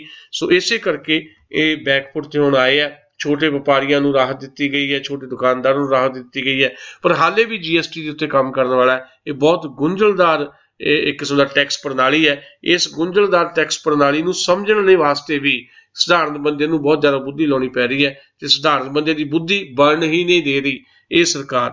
ਇਹ ਸਥਿਤੀਆਂ ਨੇ, ਇਹਨਾਂ ਸਥਿਤੀਆਂ ਦੇ ਵਿੱਚ ਹੁਣ ਬੈਕਫੁੱਟ ਤੇ ਦਿਖਾਈ ਦੇ ਰਹੀ ਹੈ ਸਰਕਾਰ। ਇਹਦਾ ਮਤਲਬ ਹੈ ਕਿ ਸਰਕਾਰ ਘਬਰਾ ਗਈ ਹੈ ਆਉਣ ਵਾਲਾ ਸਮਾਂ ਇਸ ਸਰਕਾਰ ਵਾਸਤੇ ਹੋਰ ਮੁਸ਼ਕਲ ਹੋਣ ਜਾ ਰਿਹਾ ਹੈ। ਦਸਾਂਝ ਸਾਹਿਬ, 45-46 ਦਿਨ ਹੋ ਗਏ ਭਾਰਤ ਦਾ mainstream media Ram Rahim ਤੇ ਹਨੀਪ੍ਰੀਤ ਦੇ ਕਿੱਸਿਆਂ ਚੋਂ ਬਾਹਰ ਹੀ ਨਹੀਂ ਆ ਰਿਹਾ। ਕੀ ਦੇਸ਼ 'ਚ ਲੋਕਾਂ ਨਾਲ ਜੁੜੇ ਮੁੱਦਿਆਂ ਲਈ ਮੀਡੀਆ ਕੋਲ ਵਕਤ ਹੀ ਨਹੀਂ ਜਾਂ ਕੋਈ ਹੋਰ ਕਾਰਨ ਹੈ? ਦਰਅਸਲ ਸਾਡੇ ਭਾਰਤੀ ਲੋਕਾਂ ਦੀ ਇੱਕ ਮਾਨਸਿਕਤਾ ਹੈ, ਅਸੀਂ ਸੁਣਨਾ ਚਾਹੁੰਦੇ ਹਾਂ। ਸਾਡੇ ਕੰਨ ਰਸ ਦੀ ਜਿਹੜੀ ਇੱਕ ਕਮਜ਼ੋਰੀ ਹੈ ਨਾ, ਕੰਨਾਂ ਦਾ ਰਸ ਜਿਹੜਾ ਹੁੰਦਾ, ਇਹ ਇੱਕ ਕਮਜ਼ੋਰੀ ਹੈ ਸਾਡੀ ਭਾਰਤੀ ਲੋਕਾਂ ਦੀ ਮਾਨਸਿਕਤਾ ਹੈ। ਇਸ ਕਮਜ਼ੋਰੀ ਨੂੰ ਹਾਕਮਾਂ ਨੇ ਫੜਿਆ ਹੋਇਆ ਤੇ ਮੀਡੀਆ ਨੇ ਵੀ ਫੜ ਲਿਆ।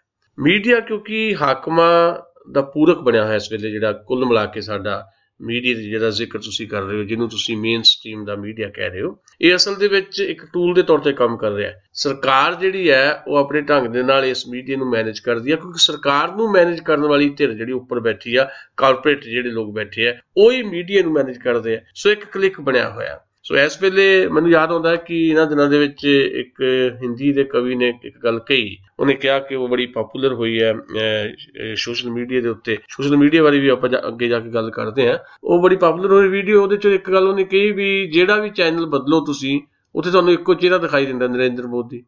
ਅਗਲਾ ਚੈਨਲ ਬਦਲੋ, ਨਰਿੰਦਰ ਮੋਦੀ, ਅਗਲਾ ਚੈਨਲ ਨਰਿੰਦਰ ਮੋਦੀ। ਉਹ ਹਿੰਦੀ ਕਵੀ ਨੇ ਇੱਕ ਗੱਲ ਕਹੀ ਵੀ ਭਾਈ ਜੇ ਹਰ ਚੈਨਲ ਤੇ ਨਰਿੰਦਰ ਮੋਦੀ ਹੋਰ ਹੀ ਦਿਖਾਈ ਦੇਣੇ ਆ, ਫਿਰ ਇਹ ਰਿਮੋਟ ਭਾਈ ਕਿਉਂ ਬਣਾਇਆ? ਰਿਮੋਟ ਦੀ ਲੋੜ ਹੀ ਨਹੀਂ ਹੈਗੀ। ਇਸੇ ਤਰ੍ਹਾਂ ਹੁਣ ਹਨੀਪ੍ਰੀਤ ਦਾ ਤੇ ਸਿਰਸੇ ਵਾਲੇ ਸਾਧ ਦਾ ਮਾਮਲਾ ਹੈ। ਉਹਨੂੰ ਜਿੱਦਾਂ 45-46 ਦਿਨਾਂ ਤੋਂ ਲਗਾਤਾਰ ਸਾਡਾ ਇਲੈਕਟ੍ਰੋਨਿਕ ਮੀਡੀਆ ਜਿਹੜਾ, ਖਾਸ ਤੌਰ ਤੇ ਇਲੈਕਟ੍ਰੋਨਿਕ ਮੀਡੀਆ, ਪ੍ਰਿੰਟ ਮੀਡੀਆ 'ਚ ਵੀ ਆ ਰਿਹਾ, ਖਾਸ ਤੌਰ ਤੇ ਇਲੈਕਟ੍ਰੋਨਿਕ ਮੀਡੀਆ ਜਿਵੇਂ ਉਹਨੂੰ ਲਗਾਤਾਰ ਸਾਡੇ ਸਾਹਮਣੇ ਰੱਖ ਰਿਹਾ ਹੈ, ਕਿੱਸੇ ਉਹਨਾਂ ਦੇ ਸੁਣਾ ਰਿਹਾ ਹੈ, ਤੇ ਉਹ ਕੰਨ ਰਸ ਜਿਹੜਾ ਸਾਡਾ ਅਸੀਂ ਸੁਣਨਾ ਚਾਹੁੰਦੇ ਹਾਂ, ਸਾਡੀ ਇਸ ਕਮਜ਼ੋਰੀ ਦਾ ਇਹ ਮੀਡੀਆ ਲਾਭ ਲੈ ਰਿਹਾ ਤੇ ਜਿਹੜੇ ਅਸਲ ਮੁੱਦੇ ਨੇ ਲੋਕਾਂ ਦੇ ਉਹਨਾਂ ਨੂੰ ਸਾਈਡ ਲਾਈਨ ਕਰ ਰਿਹਾ। ਇੱਕ ਪਲਾਂਟ ਤਰੀਕੇ ਨਾਲ ਹੁੰਦਾ। ਹੁਣ ਇਹ ਮੀਡੀਆ ਕਿਹੜਾ ਹੈ? ਇਹ ਮੀਡੀਆ ਉਹੀ ਹੈ ਜਿਸ ਮੀਡੀਆ ਨੇ ਸਿਰਸੇ ਵਾਲੇ ਇਸ ਝੂਠੇ ਸਾਧ ਨੂੰ ਜਿਹੜਾ ਆ ਐਡਾ ਵੱਡਾ ਸਟਾਰ ਬਣਾਇਆ। ਇਸੇ ਮੀਡੀਆ ਨੇ ਆਸਾਰਾਮ ਨੂੰ ਬਣਾਇਆ ਸੀ। ਇਹ ਮੀਡੀਆ ਅੱਜ ਕੱਲ ਜਿਹੜਾ ਆ ਆਪਣਾ ਰਾਮਦੇਵ ਹੈ, ਉਹਨੂੰ ਇਸ ਵੇਲੇ ਸਟਾਰ ਜਿਹੜਾ ਬਣਾ ਰਿਹਾ ਹੈ। ਸੋ ਅਲਟੀਮੇਟਲੀ ਇਹ ਮੀਡੀਆ ਉਹੀ ਹੈ। ਇਹ ਮੀਡੀਆ ਹੁਣ ਉਹਨਾਂ ਦੇ ਖਿਲਾਫ ਕਿਉਂ ਚੱਲ ਰਿਹਾ? ਉਹਨਾਂ ਖਿਲਾਫ ਇਸ ਕਰਕੇ ਚੱਲ ਰਿਹਾ ਕਿ ਪੰਚਕੂਲਾ ਜਿਹੜੀ ਹਿੰਸਾ ਹੋਈ, ਉਸ ਹਿੰਸਾ ਦੇ ਦੌਰਾਨ ਉਹ ਜਿਹੜੇ ਡੇਰੇ ਦੇ ਹਮਾਇਤੀ ਸੀ ਜਾਂ ਕੁਝ ਅਰਾਜਕ ਤੱਤ ਸੀਗੇ, ਉਹ ਸਾਰੇ 35-36 ਮੀਡੀਆ ਕਰਮਚਾਰੀਆਂ ਨੂੰ ਆ ਪਏ, ਗਲਾਂ ਨੂੰ ਆ ਪਏ, ਮਾਰਨ ਤੱਕ ਗਏ। ਜਦੋਂ ਆਪਣੇ ਗਾਵੇਂ ਨੂੰ ਹੱਥ ਪਿਆ ਇਸ so called mainstream media ਦਾ, ਤਾਂ ਇਹ ਮੀਡੀਆ ਜਿਹੜਾ ਲਗਾਤਾਰ ਇਹਨਾਂ ਦੀ ਗੱਲ ਕਰਨ ਲੱਗਾ ਤੇ ਉਹਨਾਂ ਨੂੰ ਇੱਕ ਚੀਜ਼ ਮਿਲ ਗਈ। ਇੱਕ ਗੱਲ ਤਾਂ ਮੈਂ ਤੁਹਾਨੂੰ ਦੱਸਦਾ ਕਿ ਕਹਿਣ ਨੂੰ ਇਹ ਮੇਨ ਸਟ੍ਰੀਮ ਦਾ ਮੀਡੀਆ ਆ, ਮੇਨ ਸਟ੍ਰੀਮ ਦਾ ਮੀਡੀਆ ਹੋਣ ਦਾ ਭਾਵ ਇਹ ਹੈ ਕਿ ਉਹ ਲੋਕਾਂ ਦਾ ਮੀਡੀਆ ਤਾਂ ਹੋਵੇ। ਇਹ ਲੋਕਾਂ ਦਾ ਮੀਡੀਆ ਨਹੀਂ ਹੈ, ਇਹ ਐਂਟੀ ਪੀਪਲਸ ਐਕਟੀਵਿਟੀਜ਼ ਦੇ ਵਿੱਚ ਇਨਵੋਲਵ ਹੈ। ਬਹੁਤੀਆਂ ਜਿਹੜੀਆਂ ਤੁਸੀਂ ਰਿਪੋਰਟ ਸੁਣੋਗੇ ਜਾਂ ਸਾਰਾ ਕੁਝ ਦੇਖੋਗੇ, ਉਹ ਤੁਸੀਂ ਦੇਖੋਗੇ ਕਿ ਉਹਨਾਂ ਗੱਲਾਂ ਦੇ ਉੱਤੇ ਮੀਡੀਆ ਬਹਿਸ ਕਰਾਉਂਦਾ ਜਿਹੜੇ ਸਿੱਧੇ ਤੌਰ ਤੇ ਸਾਡੇ ਜੀਵਨ ਨਾਲ ਜੁੜੇ ਨਹੀਂ ਹੁੰਦੇ। ਸੋ ਠੀਕ ਹੈ, 2 ਦਿਨ ਗੱਲ ਚੱਲੇ, 3 ਦਿਨ ਗੱਲ ਚੱਲੇ, ਜੇ ਕੋਈ ਖਬਰ ਆਉਂਦੀ ਉਹਦੇ ਬਾਰੇ ਗੱਲ ਹੋਵੇ। 45-46 ਦਿਨਾਂ ਤੋਂ ਲਗਾਤਾਰ ਰਿਕਾਰਡ ਘਸਾਏ ਜਾ ਰਹੇ ਆ ਸਿਰਸੇ ਵਾਲੇ ਸਾਧ ਦੇ ਤੇ ਹਨੀਪ੍ਰੀਤ ਦੇ, ਤਾਂ ਜੋ GST ਵਰਗੇ ਮੁੱਦੇ, ਤਾਂ ਜੋ ਨੋਟਬੰਦੀ ਦੇ ਨਾਲ ਜਿੱਦਾਂ ਨੁਕਸਾਨ ਹੋਇਆ ਹਿੰਦੁਸਤਾਨੀਆਂ ਦਾ, ਤਾਂ ਜੋ ਜਿਹੜੇ ਕਿਸਾਨ ਖੁਦਕੁਸ਼ੀਆਂ ਕਰਦੇ ਨੇ, ਤਾਂ ਜੋ ਜਿਹੜੇ ਰੁਜ਼ਗਾਰ ਮੰਗਦੇ ਨੌਜਵਾਨ ਹੈ, ਜਾਂ ਜਿਹੜੇ ਯੂਨੀਵਰਸਿਟੀਆਂ ਦੇ ਵਿੱਚ ਵਿਦਿਆਰਥੀ ਜਿਹੜੇ ਲੜ ਰਹੇ ਆ, ਉਹਨਾਂ ਦੀ ਗੱਲ ਨਾ ਹੋਵੇ, ਇਹਨਾਂ ਲੋਕਾਂ ਦੀ ਗੱਲ ਨਾ ਹੋਵੇ, ਖੇਤ ਮਜ਼ਦੂਰ ਦੀ ਗੱਲ ਨਾ ਹੋਵੇ, ਕਿਸਾਨ ਦੀ ਗੱਲ ਨਾ ਹੋਵੇ, ਰੁਜ਼ਗਾਰ ਮੰਗਦੇ ਲੋਕਾਂ ਦੀ ਗੱਲ ਨਾ ਹੋਵੇ। ਇਹ ਗੱਲਾਂ ਸਾਈਡ ਤੇ ਕਰ ਦਿੱਤੀਆਂ ਜਾਣ ਤੇ ਲੋਕਾਂ ਨੂੰ ਕਿੱਸੇ ਸੁਣਾਏ ਜਾਣ, ਕਿਉਂਕਿ ਅਸੀਂ ਬਾਤਾਂ ਸੁਣਨ ਦੇ ਆਦੀ ਹਾਂ। ਸਾਨੂੰ ਬਾਤਾਂ ਸੁਣਾਈਆਂ ਜਾ ਰਹੀਆਂ ਅਸਲ ਦੇ ਵਿੱਚ ਇਹਨਾਂ ਇਲੈਕਟ੍ਰੋਨਿਕ ਮੀਡੀਆ ਦੇ ਵੱਖ-ਵੱਖ ਚੈਨਲਸ ਵੱਲੋਂ। ਕੁਝ ਚੈਨਲ ਚੰਗਾ ਵੀ ਕੰਮ ਕਰ ਰਹੇ ਆ, ਪਰ ਬਹੁਤ ਘੱਟ ਚੈਨਲ ਨੇ। ਇਹਨਾਂ ਦਿਨਾਂ ਦੇ ਵਿੱਚ ਜਦੋਂ ਹਨੀਪ੍ਰੀਤ ਤੇ ਰਾਮ ਰਹੀਮ ਦਾ ਚਰਚਾ ਸਾਰੇ ਚੈਨਲਾਂ ਤੇ ਚੱਲ ਰਿਹਾ ਤੇ ਪਿਛਲੇ 5-6 ਦਿਨ ਤੋਂ ਮੈਂ ਦੇਖ ਰਿਹਾ ਭਾਰਤ ਦੇ ਐਜੂਕੇਸ਼ਨ ਸਿਸਟਮ ਦੇ ਉੱਤੇ, ਖਾਸ ਤੌਰ ਤੇ ਯੂਨੀਵਰਸਿਟੀਆਂ ਦੇ ਵਿੱਚ ਕਿਸ ਕਿਸਮ ਦਾ ਐਜੂਕੇਸ਼ਨ ਸਿਸਟਮ ਸਾਡਾ ਕਿੰਨਾ ਕੋਲੈਪਸ ਕਰ ਗਿਆ, ਇਹਦੇ ਬਾਰੇ NDTV ਦੇ ਉੱਤੇ ਵਿਸ਼ੇਸ਼ ਪ੍ਰੋਗਰਾਮ ਚੱਲ ਰਿਹਾ, ਰਵੀਸ਼ ਕੁਮਾਰ ਜੀ ਲੈ ਕੇ ਆ ਰਹੇ ਨੇ। ਮਤਲਬ ਕਣ ਹੈਗਾ, ਪਰ ਉਹ ਕਣ ਨੂੰ ਵੀ ਮਾਰਨ ਦੀ ਕੋਸ਼ਿਸ਼ ਕੀਤੀ ਜਾ ਰਹੀ ਹੈ, ਉਹਨੂੰ ਵੀ ਵਲੇਵੇਂ ਵਿੱਚ ਲੈ ਜਾਣ ਦੀ ਕੋਸ਼ਿਸ਼ ਕੀਤੀ ਜਾ ਰਹੀ ਹੈ। ਸੋ ਇਹ ਮੀਡੀਆ ਜਿਹੜਾ ਟੂਲ ਬਣਿਆ ਹੋਇਆ, ਇਸ ਟੂਲ ਨੇ ਤਾਂ ਉਹੀ ਕੁਝ ਕਰਨਾ ਜੋ ਇਹਨਾਂ ਦੇ ਆਕਾ ਨੇ ਕਹਿਣਾ, ਕਿਉਂਕਿ ਜਨ ਮੀਡੀਆ ਨਹੀਂ ਹੈ, ਲੋਕ ਮੀਡੀਆ ਨਹੀਂ ਹੈ। ਇੱਥੇ ਮੈਂ ਇੱਕ ਗੱਲ ਕਹਿਣੀ ਚਾਹੁੰਦਾ ਕਿ ਜਿੱਦਾਂ ਸੋਸ਼ਲ ਮੀਡੀਆ ਦਾ ਆਪਾਂ ਜ਼ਿਕਰ ਕਰਦੇ ਹਾਂ, ਸੋਸ਼ਲ ਮੀਡੀਆ ਤੇ ਬਹੁਤ ਕੁਝ ਏਦਾਂ ਦਾ ਆ ਜਾਂਦਾ ਜਿਹੜਾ ਸੋਸ਼ਲ ਨਹੀਂ ਹੁੰਦਾ, ਬਹੁਤ ਕੁਝ ਏਦਾਂ ਦਾ ਹੁੰਦਾ। ਇਸੇ ਕਰਕੇ ਮੈਂ ਕਹਿੰਦਾ ਹੁੰਦਾ ਕਿ ਸੋਸ਼ਲ ਮੀਡੀਆ ਨੂੰ ਜਾਣਕਾਰੀ ਦੇ ਆਦਾਨ ਪ੍ਰਦਾਨ ਤੱਕ ਰੱਖਣਾ ਚਾਹੀਦਾ। ਸੋਸ਼ਲ ਮੀਡੀਆ ਕਹਿਣ ਨੂੰ ਸੋਸ਼ਲ ਮੀਡੀਆ ਹੈ, ਸੋਸ਼ਲ ਨਹੀਂ ਹੈ। ਸਗੋਂ ਐਂਟੀ ਸੋਸ਼ਲ ਬਹੁਤ ਸਾਰੀਆਂ ਐਕਟੀਵਿਟੀਜ਼ ਤੁਸੀਂ ਉਸ ਸੋਸ਼ਲ ਮੀਡੀਆ ਤੇ ਦੇਖਦੇ ਹੋ। ਏਦਾਂ ਜਿਹੜਾ ਇਹ ਮੇਨ ਸਟ੍ਰੀਮ ਦਾ ਮੀਡੀਆ ਜਿਹਨੂੰ ਆਪਾਂ ਕਹਿ ਰਹੇ ਹਾਂ, ਇਹ ਮੇਨ ਸਟ੍ਰੀਮ ਦਾ ਮੀਡੀਆ ਕਹਿਣ ਨੂੰ ਮੇਨ ਸਟ੍ਰੀਮ ਦਾ ਮੀਡੀਆ ਤਾਂ ਬਣੇ ਜੇ ਲੋਕਾਂ ਦੀ ਗੱਲ ਕਰੇ। ਲੋਕਾਂ ਦੇ ਮਸਲੇ ਤੇ ਇਸ ਮੀਡੀਆ ਦੇ ਵਿੱਚ ਕਿਤੇ ਦਿਖਾਈ ਨਹੀਂ ਦੇ ਰਹੇ। ਕੌਣ ਗੱਲ ਕਰ ਰਿਹਾ ਹੈ ਕਿ ਰਾਜਸਥਾਨ ਦੇ ਵਿੱਚ ਕੁਝ ਕਿਸਾਨਾਂ ਨੇ ਧਰਤੀ ਪੱਟ ਕੇ ਸਮਾਧੀ ਲੈ ਲਈ ਹੈ, ਕਿਸਾਨਾਂ ਨੇ ਸਮਾਧੀ ਲਾ ਕੇ ਵਿਰੋਧ ਪ੍ਰਦਰਸ਼ਨ ਕਰ ਰਹੇ ਆ। कौन गल कर रहा है कि बंगलौर दे विच उत्थे जिहड़े मजदूर जिहड़े लड़ रहे हैं, कौन गल कर रहा है कि हैदराबाद की यूनिवर्सिटी दे विच विद्यार्थियों ने फिर तो अपना संघर्ष जिहड़ा आरंभ दिता। गन्ना किसानां दी कौन गल कर रहा है, महाराष्ट्र दे विच किसान मर रहे ने, उहदी गल कोई नहीं कर रहा। सो इस करके ਉਹ ਜਿਹੜੇ ਮੇਨ ਇਸ਼ੂ ਆ, ਬੇਸਿਕ ਇਸ਼ੂ ਆ, ਉਹਨਾਂ ਨੂੰ ਸਾਈਡਲਾਈਨ ਕਰੋ ਤੇ ਆਪਣੇ ਆਕਾਂ ਨੂੰ ਖੁਸ਼ ਕਰਨ ਵਾਸਤੇ ਕੁਝ ਇਦਾਂ ਦੀਆਂ ਸਟੋਰੀਆਂ ਲਗਾਤਾਰ ਚਲਾਈ ਜਾਓ ਜਿਨ੍ਹਾਂ ਨੂੰ ਲੋਕ ਸਵਾਦ ਲੈ ਲੈ ਕੇ ਸੁਣਨ ਤੇ ਉਹਨਾਂ ਦੇ ਵਿੱਚ ਉਲਝੇ ਰਹਿਣ। ਜਿਹੜੇ ਲੋਕਾਂ ਦੇ ਬੇਸਿਕ ਇਸ਼ੂ ਆ ਸਿੱਧੇ ਤੌਰ ਦੇ ਉੱਤੇ ਉਹਨਾਂ ਨਾਲ ਜੁੜੇ ਹੋਏ, ਉਹਨਾਂ ਵੱਲ ਉਹਨਾਂ ਲੋਕਾਂ ਦਾ ਧਿਆਨ ਹੀ ਨਾ ਜਾਵੇ। ਇਸ ਕਰਕੇ ਮੀਡੀਆ ਇੱਕ ਕਿਸਮ ਦਾ ਖਲਨਾਇਕ ਦੀ ਭੂਮਿਕਾ ਨਿਭਾ ਰਿਹਾ। ਸਾਡਾ ਜਿਹੜਾ ਮੇਨ ਸਟ੍ਰੀਮ ਦਾ ਮੀਡੀਆ ਜਿਹਨੂੰ ਤੁਸੀਂ ਕਹਿ ਰਹੇ ਹੋ, ਇਹਦਾ 95% ਹਿੱਸਾ ਖਲਨਾਇਕ ਦੀ ਭੂਮਿਕਾ ਨਿਭਾ ਰਿਹਾ। ਜਨ ਮੀਡੀਆ ਨਹੀਂ ਹੈ, ਲੋਕਾਂ ਦਾ ਮੀਡੀਆ ਨਹੀਂ ਹੈ। ਅੱਜ ਭਾਰਤ ਦੇ ਆਵਾਮ ਨੂੰ ਇੱਕ ਪੀਪਲਜ਼ ਮੀਡੀਆ ਦੀ ਜ਼ਰੂਰਤ ਹੈ, ਜਿਹਦੀ ਕਮੀ ਬਹੁਤ ਬੁਰੀ ਤਰ੍ਹਾਂ ਰੜਕ ਰਹੀ ਹੈ। ਆਉਣ ਵਾਲਾ ਸਮਾਂ ਇਸ ਕਮੀ ਨੂੰ ਕਿੱਦਾਂ ਪੂਰਾ ਕਰੇਗਾ, ਇਹ ਦੇਖਣ ਵਾਲੀ ਗੱਲ ਰਹੇਗੀ। ਬਿਲਕੁਲ ਠੀਕ ਕਿਹਾ ਤੁਸੀਂ। ਹੁਣ ਆਪਾਂ ਲੋਕ ਸੰਘਰਸ਼ਾਂ ਦੀ ਜਰਾ ਗੱਲ ਕਰਦੇ ਹਾਂ। ਦਿੱਲੀ ਦਾ ਜੰਤਰ ਮੰਤਰ ਆਮ ਲੋਕਾਂ ਦੀਆਂ ਆਸਾਂ ਉਮੀਦਾਂ ਦਾ ਕੇਂਦਰ ਹੈ। ਹੁਣ ਕੌਮੀ ਗ੍ਰੀਨ ਟ੍ਰਿਬਿਊਨਲ ਨੇ ਕੇਂਦਰ ਸਰਕਾਰ ਨੂੰ ਕਿਹਾ ਕਿ ਇੱਥੇ ਕੋਈ ਧਰਨਾ ਪ੍ਰਦਰਸ਼ਨ ਨਾ ਹੋਣ ਦਿੱਤਾ ਜਾਏ। ਲੋਕ ਆਪਣੇ ਦੁੱਖ ਤਕਲੀਫਾਂ ਲਈ ਹੁਣ ਦੱਸੋ ਕਿੱਥੇ ਜਾਇਆ ਕਰਨ? ਲੋਕਾਂ ਦੇ ਦੁੱਖਾਂ ਨਾਲ ਜਾਂ ਲੋਕਾਂ ਦੀਆਂ ਤਕਲੀਫਾਂ ਦੇ ਨਾਲ ਸਾਡੀਆਂ ਹਕੂਮਤਾਂ ਦਾ ਕੋਈ ਸੰਬੰਧ ਹੀ ਨਹੀਂ ਹੈ। ਤੁਸੀਂ ਦੇਖ ਲਓ, ਲੰਮੇ ਸਮੇਂ ਤੋਂ 70 ਸਾਲ ਹੋ ਗਏ ਸਾਡੇ ਮੁਲਕ ਨੂੰ ਆਜ਼ਾਦ ਹੋਏ ਨੂੰ, ਲਗਾਤਾਰ ਲੋਕਾਂ ਦੀਆਂ ਮੁਸ਼ਕਲਾਂ ਵਧੀਆਂ, ਤਕਲੀਫਾਂ ਵਧੀਆਂ, ਪਰ ਸਰਕਾਰਾਂ ਦੇ ਕੰਨਾਂ ਤੇ ਜੂੰ ਨਹੀਂ ਰੇਂਗਦੀ। ਸਗੋਂ ਜਿੱਥੇ ਕਿਤੇ ਵੀ ਲੋਕ ਆਪਣੀ ਆਵਾਜ਼ ਬੁਲੰਦ ਕਰਨ ਦੀ ਕੋਸ਼ਿਸ਼ ਕਰਦੇ ਆ ਜਾਂ ਸਰਕਾਰ ਦੇ ਬੋਲੇ ਕੰਨਾਂ 'ਚ ਆਪਣੀ ਆਵਾਜ਼ ਪਾਉਣ ਦੀ ਕੋਸ਼ਿਸ਼ ਕਰਦੇ ਆ, ਉਹ ਥਾਵਾਂ ਵੀ ਜਿਹੜੀਆਂ ਹੌਲੀ ਹੌਲੀ ਸਰਕਾਰ ਉਹਨਾਂ ਤੋਂ ਖੋ ਰਹੀ ਹੈ। ਤੁਸੀਂ ਚੰਡੀਗੜ੍ਹ 'ਚ ਦੇਖ ਲਓ, ਚੰਡੀਗੜ੍ਹ ਦੇ ਵਿੱਚ ਕਿਸੇ ਵੇਲੇ ਮਟਕਾ ਚੌਕ ਬੜਾ ਮਸ਼ਹੂਰ ਹੁੰਦਾ ਸੀ। ਪੰਜਾਬ ਦੇ, ਹਰਿਆਣੇ ਦੇ, ਹਿਮਾਚਲ ਦੇ ਜਿੰਨੇ ਵੀ ਲੋਕ ਆਉਂਦੇ ਸੀ ਚੰਡੀਗੜ੍ਹ 'ਚ ਆਪਣੀਆਂ ਮੰਗਾਂ ਨੂੰ ਲੈ ਕੇ ਸੰਘਰਸ਼ ਕਰਨ ਵਾਸਤੇ, ਧਰਨੇ ਲਾਉਣ ਵਾਸਤੇ, ਮੁਜ਼ਾਹਰੇ ਕਰਨ ਵਾਸਤੇ, ਉਹ ਚੰਡੀਗੜ੍ਹ ਦੇ ਮਟਕਾ ਚੌਕ 'ਚ ਆਉਂਦੇ ਸੀ।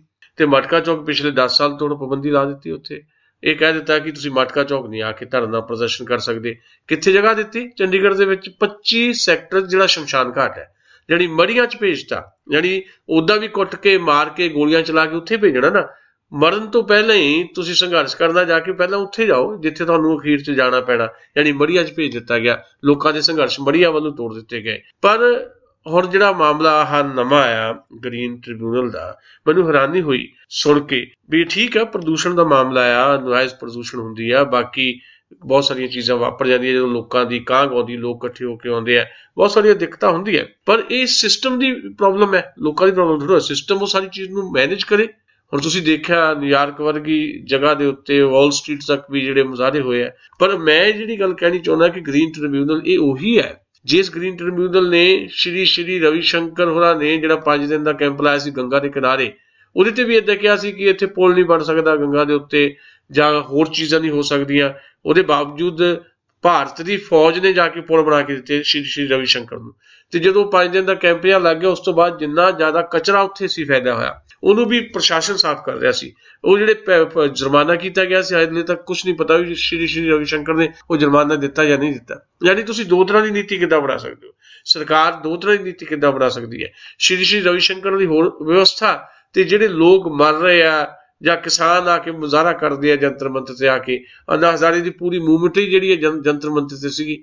ਆਉਣ ਵਾਲੇ ਸਮੇਂ ਦੇ ਵਿੱਚ ਵੀ ਇਦਾਂ ਦੀਆਂ ਮੂਵਮੈਂਟਸ ਹੋਰ ਉੱਠਣਗੀਆਂ, ਪਰ ਜੇ ਉਹਨਾਂ ਨੂੰ ਜੰਤਰ ਮੰਤਰ ਨਹੀਂ ਜਾਣ ਦਿੱਤਾ ਜਾਏਗਾ, ਕੋਈ ਨਵੀਂ ਨਾਰ ਲੱਭ ਲੈਣਗੇ।